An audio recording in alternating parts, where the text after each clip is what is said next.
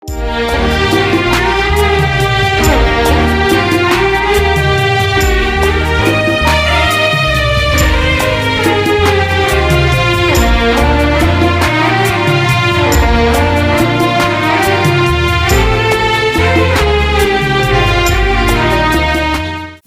మహిమ కలుగును గాక. చేరవచ్చిన మీ అందరికీ ప్రభు అయిన యేసుక్రీస్తు నామములో నా ప్రత్యేక నిండు వందన మరణాతలో అందరికీ మరణాత. మంచిది. మరి ఈరోజు వాక్య సందేశంలోనికి మనం వెళదాము. 2వ రాజుల గ్రంథము 4వ అధ్యాయము 8వ వచనం. అక్కడ ఒక సునేమీరాళ్ళ గురించి మరి తెలియచేయబడుతుంది. సునేమీరాలు అంటే ఒక గనురాలు. గనులు అనేటువంటి వారిని మనం చూస్తూ ఉన్నాము. గనులు అనగా ధనవంతులు, సంపన్నులు, ఆస్తి కలిగినటువంటి వారు గనులు అంటే. ఇక్కడ సునేమీరాలు అనేటువంటి గనురాలను గురించి ఈరోజు మనము ధ్యానం చేయబోతూ ఉంటున్నాము. చూడండి, 2వ రాజుల గ్రంథము 4వ అధ్యాయము 8వ వచనం. ఒక దినమందు ఎలీషా సునేము పట్టణమునకు పోగా అచ్చట గనురాలైన ఒక స్త్రీ భోజనమునకు రమ్మని అతని బలవంతము చేసెను. గనుక అతడు ఆ మార్గమున వచ్చినప్పుడెల్లా ఆమె ఇంట భోజనము చేయిచు వచ్చెను. కాగా ప్రభునందు ప్రియమైనటువంటి వాళ్ళారా, చదవబడినటువంటి వాక్యమును మనం అందరము కూడా విన్నాం. సునేమీరాలు అంటే ఇది ఒక పట్టణము పేరు అన్నమాట. ఆమె పేరు మాత్రము రాయబడలేదు. ఇక్కడ పట్టణము పేరును బట్టి సునేమీరాలు అని చెప్పేసి ఇక్కడ మనం సంబోధిస్తూ ఉన్నాము. అయితే ఆమె పేరు మాత్రము వ్రాయబడలేదు. ఆమెకున్నటువంటి విశిష్టత ఏమిటి అంటే ఆమె వివాహము కాబడినటువంటి స్త్రీ, అంటే ఆమెకు భర్త ఉన్నాడు. అయితే వారి యొక్క వయసు ఎంతమంది అంటే ప్రభునందు ప్రియమైనటువంటి వాళ్ళారా, ఇంచుమించుగా మనం అనుకోవచ్చు ఏమనంటే ఒక 60 సంవత్సరములు పైబడి ఉండవచ్చు అని చెప్పేసి మనం అనుకోవచ్చు. ఎందుకనంటే ప్రభునందు ప్రియమైనటువంటి వాళ్ళారా, అక్కడ చెప్పబడుతూ ఉన్నది ఆమె అంటుంది ఏమనంటే ఆమె పెనుమటి ముసలివాడని అతనితో చెప్పాను. గెహాజీ అంటున్నాడు అనమాట. ఆమె పెనుమిటి ముసలివాడు అంటే 60 సంవత్సరాలు పైబడినటువంటి వయసు కలిగినటువంటి వాడు అని చెప్పేసి మనం చెప్పుకోవచ్చు. అయితే వీళ్ళు ధనవంతులే కానీ ప్రభునందు ప్రేమైనటువంటి వాళ్ళరా పిల్లలు మాత్రము లేరు. ప్రతి స్త్రీ కూడా మాతృత్వమును కోరుకుంటూ ఉంటుంది. వివాహమైన తర్వాత ప్రధానముగా ఎదురు చూసేది దేనికోసమంటే నేను గర్భవతిని కావాలి, నాకు పిల్లలు పుట్టాలి అని చెప్పేసి ప్రతి స్త్రీ కూడా మరి కోరుకుంటూ ఉంటుంది. అయితే మనందరికీ తెలుసు, వివాహమైన తర్వాత ఇంచుమించుగా 2-3 సంవత్సరాల్లో మరి ఆమె ప్రెగ్నెన్సీ కన్సీవ్ అయితే పిల్లలు పుట్టినట్టు లేకపోతే పుట్టినట్టు అని చెప్పేసి మనందరం కూడా అనుకుంటూ ఉంటాం. చాలా మంది పిల్లల కోసం హాస్పిటల్కి వెళుతూ ఉంటారు, మందులు వాడుతూ ఉంటారు. అంటే ఇంగ్లీష్ మందులు వాడుతూ ఉంటారు, నాటు మందులు వాడుతూ ఉంటారు, హోమియోపతి, అలోపతి, లేదంటే ఇంకా కొన్ని ఎవరైనా సూచించినటువంటి మందులు వాడుతూ ఉంటారు. ఎందుకు అంటే పిల్లల కోసం. దేవుని యొక్క వాక్యము తెలియచేస్తుంది, యవన కాలమందు పుట్టిన బిడ్డలు బలవంతుని చేతిలో బాణముల వంటి వారని చెప్పేసి. ఎందుకనంటే వయసులో పుట్టినటువంటి పిల్లలు త్వరగా ఎదుగుతారు. తల్లిదండ్రులకి వారు ఏం చేస్తారు చెప్పండి, కలిసి వస్తారు. కాబట్టి వయసులో పుట్టినటువంటి పిల్లలన్నా ఉండాలి, లేకపోతే ఆస్తి అయినా సంపాదించుకోవాలని చెప్పేసి లోకంలో కొంతమంది అంటూ ఉంటారు. అయితే ఆస్తి కంటే కూడా ముఖ్యము పిల్లలు. అయితే ప్రభునందు ప్రియ దేవుని బిడ్డలారా, అపూర్వపు దినాల్లో దీర్ఘదర్శులు అంటే ఎవరు చెప్పండి? ఏలియా దీర్ఘదర్శి, సమూయేలు దీర్ఘదర్శి, అలాగనే ఎలీషా కూడా దీర్ఘదర్శి. అంటే ఈ దీర్ఘదర్శులు పూర్వపు దినాల్లో రేరుగా వస్తూ ఉండేవారు అనమాట. ఎక్కడికంటే ఆయా ప్రాంతాలకి, ఆయా పట్టణాలకి తక్కువగా వస్తూ ఉండేటువంటి వారు. వారు వచ్చినప్పుడు ఆ గ్రామస్తులు లేకపోతే ఆ పట్టణస్తులు లేకపోతే ఆ దేశంలో ఉన్నటువంటి వారు చాలా భయపడేవారు. ఎందుకనంటే వాళ్ళు వస్తున్నారంటే ఏదో ఒక సందేశాన్ని వారు తీసుకొని వస్తున్నారు, అది మేలో కీడో అని చెప్పేసి చాలా భయపడేవారు. వారు వచ్చినప్పుడు చాలా మంది వారి అవసరతలు చెప్పుకోవడానికి వారి దగ్గరికి వెళ్ళేవారు. వారు ప్రార్థన చేసి వారి అవసరతల్ని వారు తీర్చేవారు అనమాట. చూసినట్లయితే ఏవైనా వస్తువులు పోయినా, లేకపోతే ఏదైనా జరగాల, లేకపోతే ఇది జరుగుద్దా జరగదా అనేటువంటి విషయంలో మరి దీర్ఘదర్శుల దగ్గరికి వెళ్ళేవారు అనమాట. ఆ క్రమంలోనే ఈ యొక్క ఎలీషా సునేము పట్టణానికి వస్తూ ఉన్నాడు. అప్పుడప్పుడు వస్తూ ఉన్నాడు, వెళుతూ ఉన్నాడు. అయితే ఈ గనురాలైనటువంటి ఈ స్త్రీ పేరు రాయలేదు కదా, సునేమీరాలు. సునేము పట్టణాన్ని బట్టి ఏమన్నారు, ఆమెని సునేమీరాలు అని చెప్పేసి అన్నారనమాట. ఈ సునేమీరాలు ఆ దీర్ఘదర్శిని అనగా ఎలీషాని చూస్తూ ఉంది. ఎందుకంటే మనం నేటి దినాల్లో చాలా మంది దైవజనులను చూస్తూ ఉన్నాము. ఎవరు మంచివాళ్ళు, ఎవరు చెడ్డవాళ్ళు అనేటువంటిది మనకి వాళ్ళని బట్టి తెలుస్తూ ఉంటుంది. అయితే ఈ స్త్రీ కూడా ఆయన వచ్చేటప్పుడు చూస్తూ ఉంది, వెళ్ళేటప్పుడు కూడా చూస్తూ ఉన్నది. చూసి ఆమె మనసులో అనుకుంది అనమాట, ఏమనంటే ఈయన భక్తి కలిగినటువంటి దైవజనుడు. ఒకసారి చూస్తే ఈ ఆలోచన కలుగుద్దా? ఒకసారి చూస్తే కలుగుద్దా? కలగదు. అంటే ఇంచుమించుగా ఆమె కొన్ని నెలలు చూసుంటుందని నా ఆలోచన. ఒకసారి రెండుసార్లు చూస్తే ఆయన భక్తి కలిగినటువంటి దైవజనుడో కాదనేటువంటిది మనకు తెలియదు. కొన్ని వారాలు చూసినా తెలియదు, కొన్ని నెలలు చూడాలి, కొన్ని నెలలు చూడాలి. చూసినప్పుడు అతను మంచివాడా చెడ్డవాడా, అతని మాట ఎలా ఉంది, అతని క్రియలు ఎలా ఉన్నాయి, అతని యొక్క ఇంటి పరిస్థితి ఎలాగున్నది, అతని యొక్క బయట యొక్క ప్రవర్తన ఎలా ఉన్నది అనేటువంటిది మనకు తెలుస్తుంది. అవునా కదా? ఇది ఒకరోజు చూస్తే తెలియదు, కొన్ని వారాలు చూస్తే తెలియదు, కొన్ని నెలలు చూడవలసి ఉంటుంది, కొన్నిసార్లు కొన్ని సంవత్సరాలు కూడా చూడవలసి ఉంటుంది. అంటే ఈ స్త్రీ ఇంచుమించుగా చాలా కాలము నుంచి అతను చూస్తూ ఉన్నది. ఎవరిని చూస్తున్నది? దైవజనుడైన ఎలీషాని చూస్తూ ఉన్నది. అయితే చూసి ఆమె మనసులో ఏమనుకున్నా చెప్పండి, ఇతడు భక్తి కలిగిన దైవజనుడు అని చెప్పేసి ఒక నిర్ధారణకు వచ్చిందనమాట. నేటి దినాల్లో మన భక్తి కలిగినటువంటి దైవజనులు ఎవరనేటువంటిది మనము తెలుసుకోవలసినటువంటి వారమై ఉన్నాము. ఎందుకనంటే పూర్వపు దినాల్లో దేవుడు చెప్పాడు, అబద్ధ ప్రవక్తలు వస్తారు, వారి విషయంలో మీరు జాగ్రత్తగా ఉండండి అని చెప్పాడు. అంటే నేటి దినాల్లో కూడా కొంతమంది మరి అబద్ధ ప్రవక్తలుగా, అబద్ధ బోధకులుగా వస్తూ ఉన్నారు. మరి వారి విషయంలో మనం ఏం చేయాలి చెప్పండి?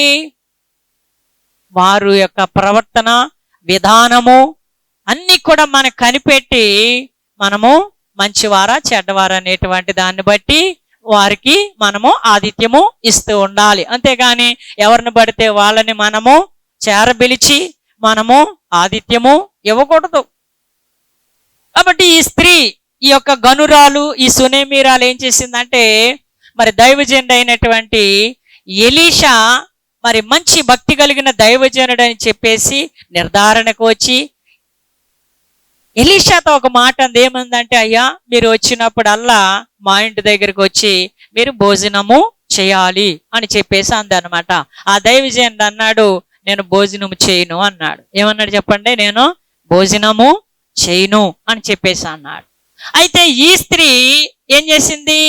ఆయన్ని బలవంతము చేసింది. ఎందుకనంటే భక్తి కలిగినటువంటి దైవజనుడు అతడు మా ఇంటికి వచ్చి భోజనము చేస్తే మాకు ఆశీర్వాదము, మాకు మేలు కలుగుతున్నది, మేము బాగుంటామనేటువంటి ఉద్దేశముతో ఆ స్త్రీ ఏం చేసింది చెప్పండి?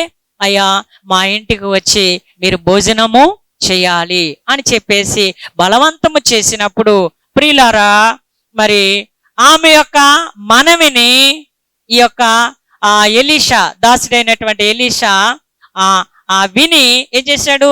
ఆ ప్రాంతానికి వచ్చినప్పుడల్లా ఆమె ఇంట భోజనము చేస్తూ ఉన్నాడు. ఆమె ఇంట భోజనము చేస్తూ ఉన్నాడు. ఎందుకనంటే మరి పత్రిక పాఠ్య భాగాల్లో తెలియచేయబడుతుంది ఏమని? ఆదిత్యము చేయ మరువుకుడి. తెలియకనే మరి కొంతమంది ఆదిత్యం ఇచ్చి ఆశీర్వదించబడ్డారని చెప్పేసి వ్రాయబడుతూ ఉన్నది. ఆ యొక్క రీతిలో అబ్రహాము ఒక ఆయన. కాబట్టి ఆ ఇంటికి వచ్చినప్పుడల్లా ఆయన భోజనము చేస్తూ ఉన్నాడు, మరలా వెళ్ళిపోతూ ఉన్నాడు. ఇలాగ ఎంతకాలం జరిగి ఉంటుంది ప్రియులారా? ఇంచుమించుగా 1-2 సంవత్సరాలు జరిగే ఉంటుంది కదా, 1-2 సంవత్సరాలు జరిగే ఉంటూ ఉన్నది. అయితే తదుపరి తన యొక్క భర్తతో, ఈ గనురాలు సునేమీరాలు తన భర్తతో అందేమందంటే, అయ్యా మన ఇంటికి వచ్చిచూ వెళుతున్నటువంటి దైవజనుడు భక్తి కలిగినటువంటి దైవజనుడు. దేవునికి స్తోత్రం, హల్లెలూయా. ఏమండి మరి మీరు చెప్తే మీ యొక్క హస్బెండ్స్ లేకపోతే భర్తలు వింటారా వినరు చెప్పండి? తప్పనిసరిగా వింటారు. ఎందుకనంటే మీ సజెషను మంచిదని చెప్పేసి, మీ సజెషను లేకపోతే మీ సలహా మంచిదని చెప్పేసి వారు తప్పనిసరిగా వింటారు. ఎందుకనంటే మీరు మంచినే ప్రపోజ్ చేస్తారు కానీ చెడుని ఎప్పుడు కూడా ప్రపోజ్ చేయరు, ఇష్టపడరు. అయితే ఈ స్త్రీ తన భర్తతో చెప్పినప్పుడు తన భర్త సరే అని చెప్పాడు. సరే అనడమే కాకుండా ఆ స్త్రీ మరలా ఏమందంటే చూడండి, అక్కడ వ్రాయబడుతుంది ఏమని? కావున మనము అతనికి గోడ మీద ఒక చిన్న గది కట్టించి అందులో అతని కొరకు మంచము, బల్ల, పీట, దీపస్తంభము నుంచుదము. దేవునికి స్తోత్రం. ఏమండి భోజనం అంటే ఏదో సామాన్యమైన విషయంగానే భావించవచ్చు, అవునా కదా? భోజనం పెట్టడం పెద్ద విశేషమేమి కాదనుకోవచ్చు. కానీ ఒక బండను మన మీద పడేసినంత పని అయింది ఇప్పుడు ఈ మాట ఏదైతే ఉందో. ఆ మాట ఏమిటి చెప్పండి? ఏమండి ఆయన కొరకు మన యొక్క ఎక్కడ చూడండి, అక్కడ చూడండి, అతనికి గోడ మీద అంటే మన ఇంటి పైన ఒక గదిని నిర్మిద్దాము. ఏమండి ఒక గదిని నిర్మించడం అంటే ఎంత ఖర్చు? ఒకసారి ఆలోచన చేయండి. ఒక గది కట్టడం అంటే ఎంత ఖర్చు, అవునా కదా? దేవునికి స్తోత్రం, హల్లెలూయా. కానీ ప్రభునందు ప్రియ దేవుని బిడ్డలారా, ఆమె నమ్మినటువంటి విశ్వాసం ఏదైతే ఉందో ఆ విశ్వాసమే ఈ పనిని చేయడానికి మరి పురుకొల్పిందని చెప్పేసి చెప్పుకోవచ్చు. తన భర్తతో చెప్పింది గోడ మీద ఒక గదిని కట్టిద్దాం అని చెప్పేసి అంది. తర్వాత ఏమంది? అందులో అతని కొరకు మంచము, బల్ల, పీట, దీపస్తంభము ఇవన్నీ కూడా అతని కొరకు ఏర్పాటు చేద్దాం. ఎందుకనంటే ప్రభునందు ప్రేమైనటువంటి వాళ్ళరా, ఈ విషయంలో నేను మీకు తెలియచేస్తున్నటువంటిది ఏమిటంటే దేవుడు అంటున్నాడు కదా, నా యొద్దకు మీరు వస్తే మీ యొద్దకు నేను వస్తాను. ఏమంటున్నాడు ఆయన? మీరు నా యొద్దకు వస్తే నేను మీ యొద్దకు వస్తాను. తర్వాత మీరు నా పని చేస్తే నేను మీ పని చేస్తాను. దేవునికి స్తోత్రం, హల్లెలూయా. ఇది ఎవరి పని? దేవుని పని. ఇది దేవుని పని. ఇది చూసినట్లయితే అందుకునే తన భర్తకు చెప్పింది, ఏమండి ఒక గది కట్టిద్దాం, మంచము, బల్ల, పీట, ఆ దీపస్తంభాన్ని అక్కడ పెడదామని చెప్పేసి అన్నప్పుడు భర్త ఒప్పుకున్నాడా లేదా? ఒప్పుకున్నాడా? ఎస్, ఒప్పుకున్నాడు. దేవునికి స్తోత్రం, హల్లెలూయా. ఇది మంచి పని, ఇది ప్రభు పని. తను నమ్మింది కాబట్టి తన భర్తకు చెప్పింది. తన భర్త కూడా ఏమన్నాడు చెప్పండి? అంగీకరించాడు. తన భర్త కూడా అంగీకరించాడు. ఆ విధముగా వాళ్ళు ఏం చేశారంటే గోడ మీద ఒక గదిని కట్టారు. మంచము, బల్ల, పీట, దీపస్తంభం అన్ని కూడా అరేంజ్మెంట్ చేసేశారు. అయితే ప్రభునందు ప్రియ దేవుని బిడ్డలారా, మరి ఈ యొక్క పనిని బట్టి ఎలీషా చాలా మెచ్చుకున్నాడు ఆమెని. ఎలీషా చాలా మెచ్చుకుని అంటాడు కదా, అమ్మా మాయందు, ఆ మాట చదవండి, అక్కడ చక్కగా వ్రాయబడుతుంది. ఎలీషా అంటున్నాడు, నీవు ఇంత శ్రద్ధాభక్తులు మాయందు కనబరిచితివి, నీకు నేనేమి చేయవలను? రాజుతోనైనను సైన్యాధిపతితోనైనను నిన్ను గూర్చి నేను మాట్లాడవలనని కోరుచున్నావా అని అడుగుమని గెహాజీకి ఆజ్ఞయగా వాడు ఆ ప్రకారం ఆమెతో అనెను. చూసారా? ఎందుకనంటే అమ్మా ఇంత శ్రద్ధాభక్తులు మా యందు చూపిస్తూ ఉన్నావు, ఇవన్నీ కూడా చేసావు కాబట్టి నేను ఏం చేయాలి నీ కొరకు? రాజుతో మాట్లాడాలా, ఏదైనా చెప్పాలా, లేకపోతే సైన్యాధిపతితోటి మరి నేను మాట్లాడాలా, ఏదైనా నీ విషయం చెప్పాలా అని చెప్పేసి ఆయన అడుగుచ్చి ఉన్నాడు. ఎందుకనంటే దైవజనుని యొక్క మాటని రాజులు ఆనాటి కాలంలో వినేవారు అనమాట.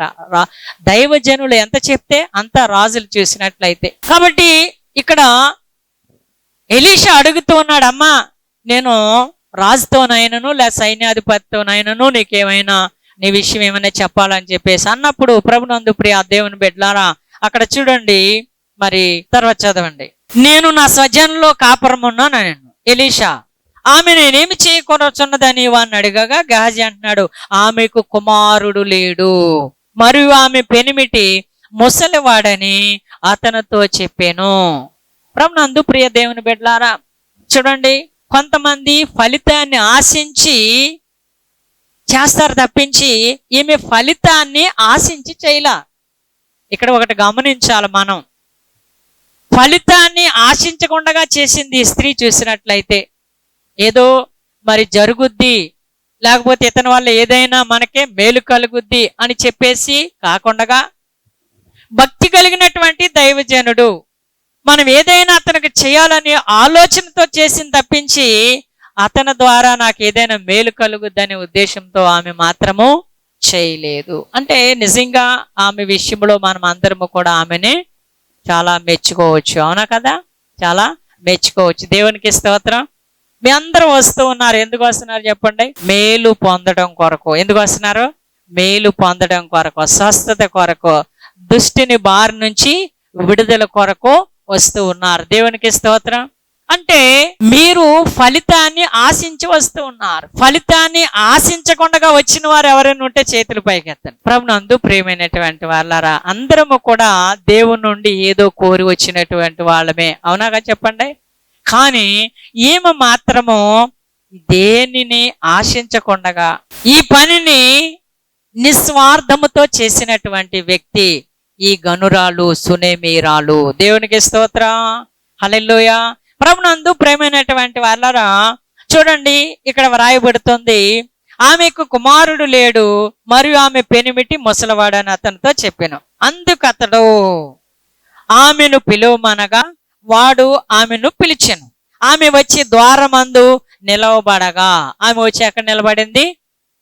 ఎందుకంటే ఆయనకు ఒక గది కట్టింది కదా, ఆ గదిలో మంచము, బల్ల, పీట, దీపస్తంభాన్ని పెట్టింది కదా. ఆయన లోపల ఉన్నాడు, గురువు గారు అంటే ఎలీషా గారు లోపల ఉన్నాడు. గెహజీని పిలవమంటే పిలిచాడు, ఆమె వచ్చి ద్వారబంధం దగ్గర నిలబడింది అనమాట.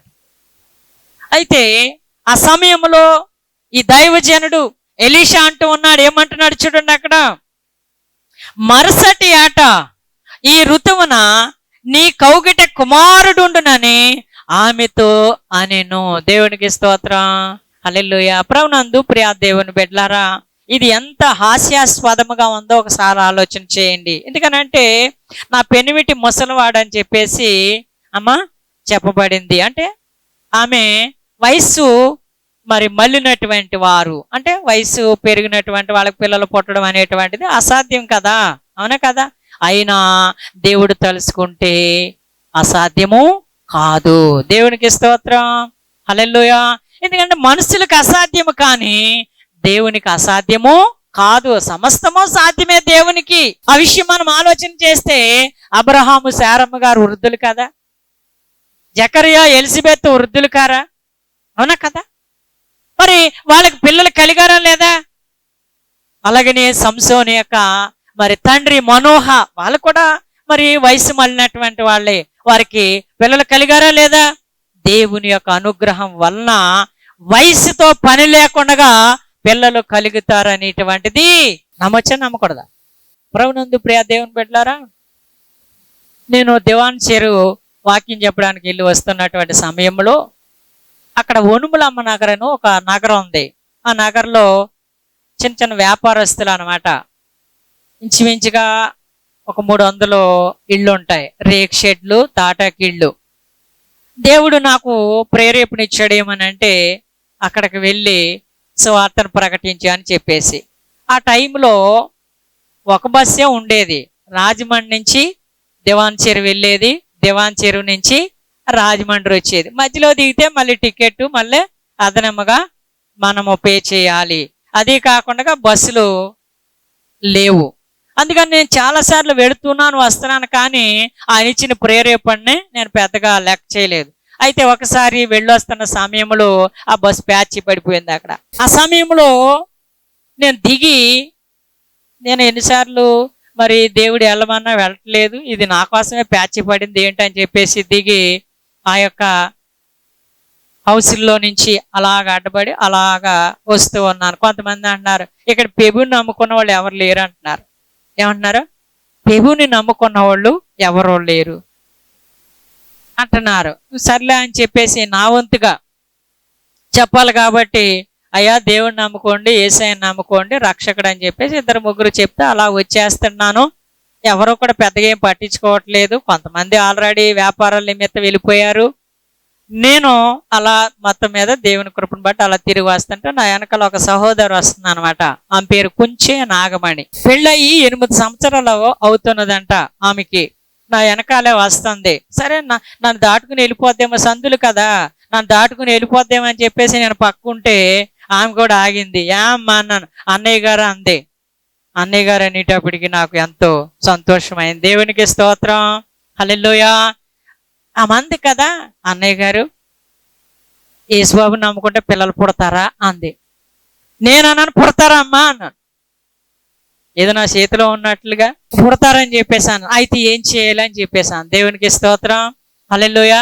అప్పుడు నేను అన్నాను, అప్పుడు పసివ్యాధుల్లో ట్రైన్ ఎక్కి రాజమండ్రి గోదావరి స్టేషన్లో దిగి అక్కడి నుంచి బస్సు ఎక్కి అక్కడికి వెళ్ళాలన్నమాట. ఇదంతా నాకు తెలియదు.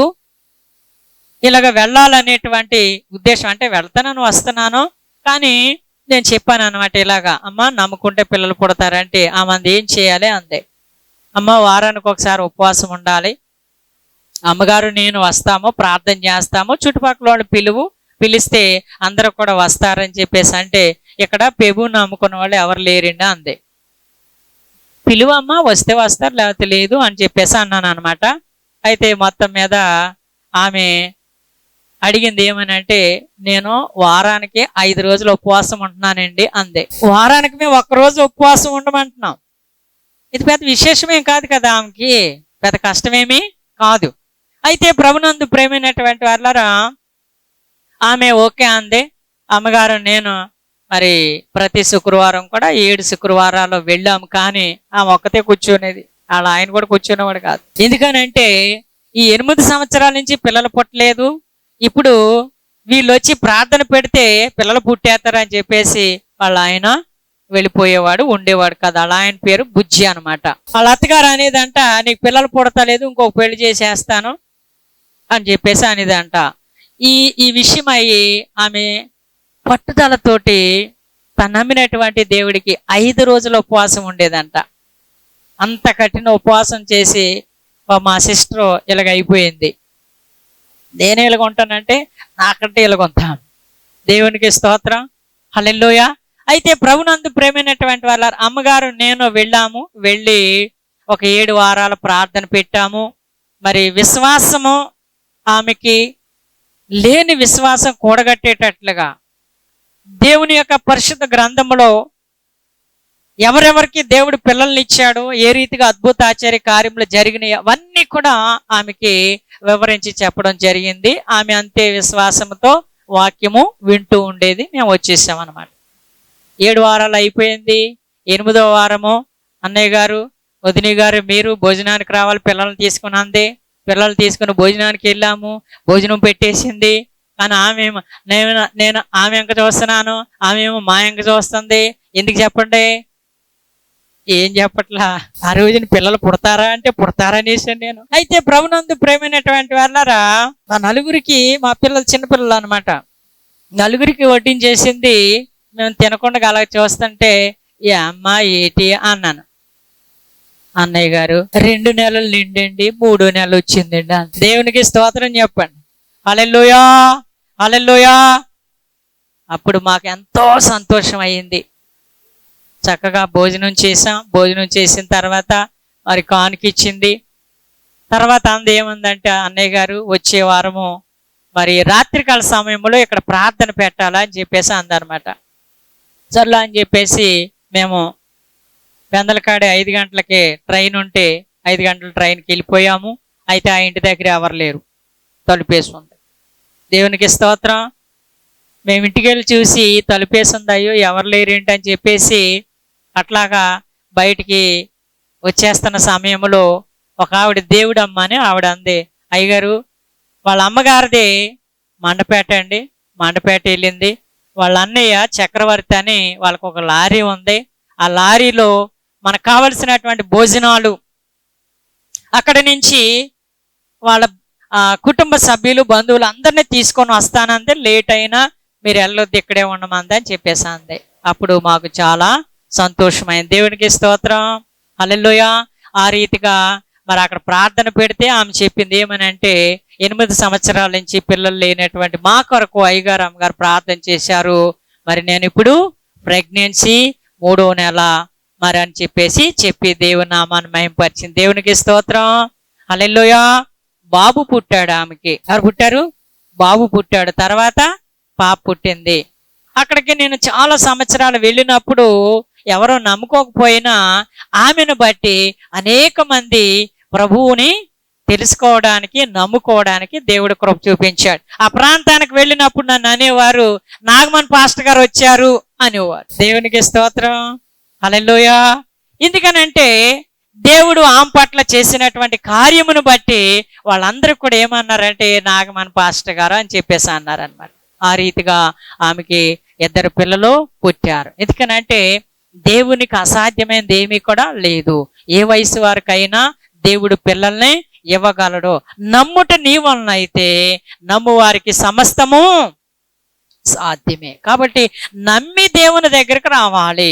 ఏం చేయాలి చెప్పండి? నమ్మి దేవుని దగ్గరికి రావాలి. కొంతమంది అనుమానంతో వస్తూ ఉంటారు, వెళితే జరుగుద్దా జరగదా, వెళితే జరుగుద్దా జరగదా, అవుద్దా అవదా అని చెప్పేసి అపనమ్మకంతో వస్తూ ఉంటారు. అందుకని మేమేమంటామంటే, అమ్మ ఒక 7 వారాలు రావాలి, లేకపోతే 14 వారాలు రావాలి. ఎందుకని?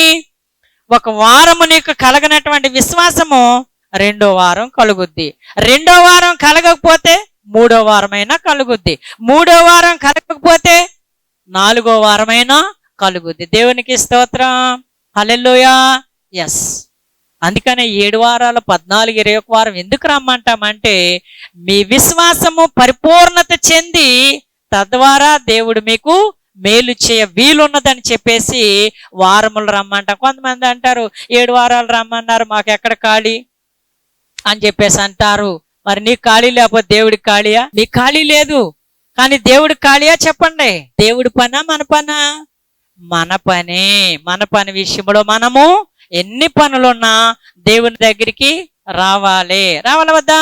రావాలి. అందుకని ఆయన అంటున్నాడు, మీరు నా యొద్దకు రండి, నేను మీ యొద్దకు వస్తాను. మీరు నా పని చేయండి, నేను మీ పని చేస్తాను. దేవునికి స్తోత్రం, హల్లెలూయా.